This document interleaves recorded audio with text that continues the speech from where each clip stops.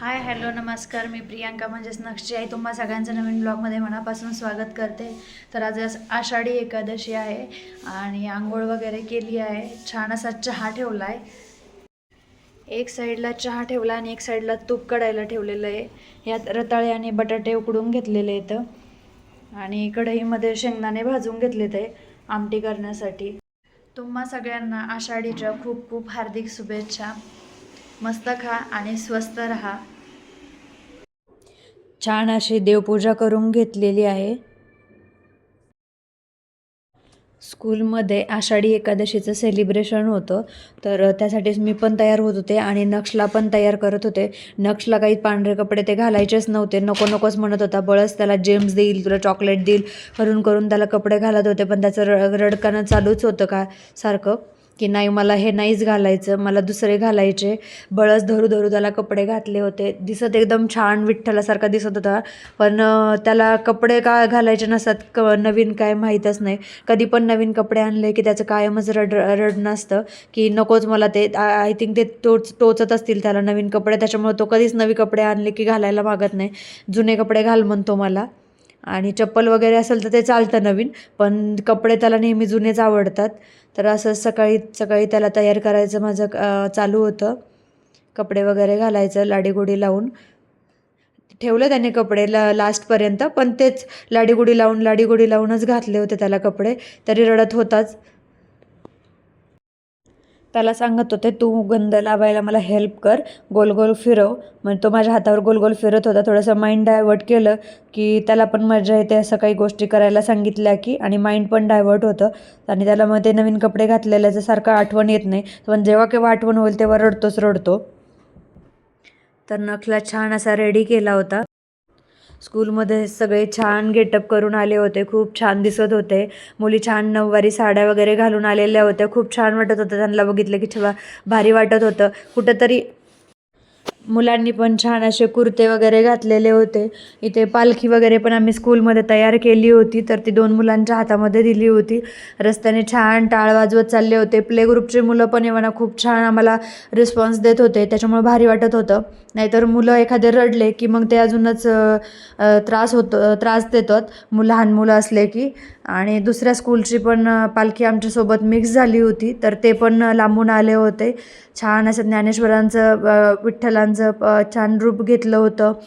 संत तुकारामांचं रूप घेतलेलं होतं आणि विठ्ठल रुक्मिणी पण तयार झाले होते. असे छान मुलं लाईनीत बसवले होते.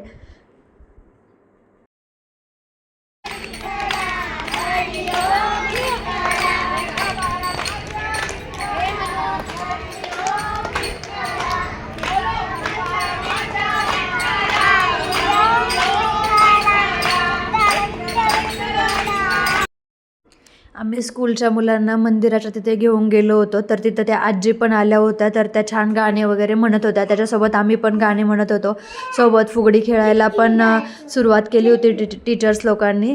छान वाटत होतं. नवीन काहीतरी एन्जॉय करायला भेटत होता. आणि अशी संस्कृती जपून ठेवायलाच पाहिजे. थोडंसं तरी आपल्याकडून लहान मुलं खूप सारं काही शिकतात. जसं आपण त्यांना सांगू तसं ते ऐकतात आणि लक्षात पण ठेवतात. त्याच्यामुळे लहान मुलांना असं काही असेल तर नक्की सांगायला पाहिजे. कारण हीच पिढी पुढं जाऊन आपल्या संस्कृती वारसा जपून ठेवणार आहेत. थोडंसं सेलिब्रेशन करायचं ठरवलं होतं, कारण पाऊस पण येत होता. तर मुलांचा एक डान्स वगैरे पण घेतला आम्ही त्यामध्ये, आणि थोडंसं फुगडी वगैरे खेळून टाळ वगैरे वाजवले. तर मुलं पण आम्हाला छान पाहत होते.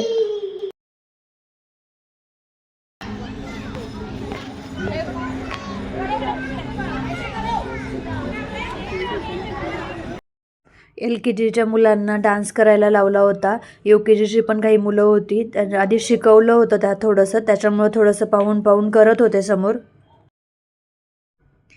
त्यांना पण मजा येते. असं रोज अभ्यास म्हटलं की ते पण बोर होतात. थोडंसं काही सेलिब्रेशन असलं की ते पण आनंदी होतात. आणि मग अजून स्कूल ॲक्टिव्हिटीमध्ये पार्टिसिपेट करायला त्यांना पण थोडीशी हेल्प होती. तर छान असा डान्स करत होते. कॉपीराईट येतं त्याच्यामुळं मी ते म्युझिक बंद केलं आहे, नाहीतर असं खूप छान वाटत होतं ते साऊंडवरती लावल्यानंतर. आणि बाकीचे जे पाठीमागं बसले होते प्ले ग्रुपचे आणि नर्सरीचे मुलं, तर ते त्यांना पाहून टाळ्या वगैरे वाजवत होते. हे खरं संस्कृतीचं जतन करण्यासाठी अशा स्कूलमध्ये ॲक्टिव्हिटी घ्यायलाच पाहिजे. अशा लहान मुलांना हँडल करणं सोपं नाही आहे. बाहेर कुठे नेल्यानंतर खूप लक्ष देऊन राहावं लागतं त्यांच्यावरती, कारण खूप प्रत्येकजण वेगवेगळ्या घरातून आलेला असतो आणि मग ते इकडं पळतात तिकडं पळतात. कुणी बाहेर आल्यावरती रडतं पण मम्मी दिसत नाही म्हणून. तर ते मॅनेज करणं पण खूप अवघड होत असतं, पण होऊन जातं. सगळेजण असतात त्याच्यामुळं काही एवढं वाटत नाही. विठ्ठला विठ्ठला सॉन्ग लावलेलं होतं आणि एक मॅडम पुढं डान्स करत होत्या, तर त्यांना पाहून मुलं फॉलो करत होती. तर छान आनंदाने आम्ही आषाढी एकादशी स्कूलमध्ये साजरी केली. आणि आता पाऊस नव्हता म्हणून खाली मुलांना मंदिरापाशी नेणं आम्हाला पॉसिबल झालं. आणि आता नाहीतर मग तसं आम्हाला जमलंच नसतं असं खाली मुलांना मंदिरासमोर घेऊन जाणं, कारण पावसात मग कुणाचे कपडे वगैरे खराब होतात किंवा कुणी घसरून पडतं. त्यामुळं शक्यतो आम्ही खाली त्यांचा हात पकडून आम्ही रिंगण करत होतो, पण कुणी हात धरत होतं, कुणी सोडत होतं. त्यामुळं ते थोडंसंच गोल फिरवलं रिंगण करून आणि मध्ये विठ्ठल रुक्मिणी वगैरे उभे केले होते. त्यांचा पण खरंच खूप छान असा लूक तयार करून आले होते ते पण. खरंच पॅरेंट्स लोकांना हॅट्स ऑफ, कारण नंतर पाऊस वगैरे आला होता त्यामुळे आम्ही सगळेजण वरती आलो. आणि जेव्हा मुलं वगैरे घरी गेल्यानंतर आम्ही टीचर्स लोकांनी छान असा डान्स केला, जे की रीलसाठी शूट केलं होतं आम्ही. तर मी ह्याच्यावर यूट्यूबवरती रील पण पोस्ट केलेली आहे, तर ती पण नक्की पहा. त्याला सॉन्ग ॲड केलेलं आहे. इथे कॉपीराईट आहे तर त्याच्यामुळे बंद केलं आहे. थोडंसं आम्हाला पण असं काही असेल थोडंसं केलं की एनर्जेटिक वाटतं आणि पूर्ण वीक छान जातो.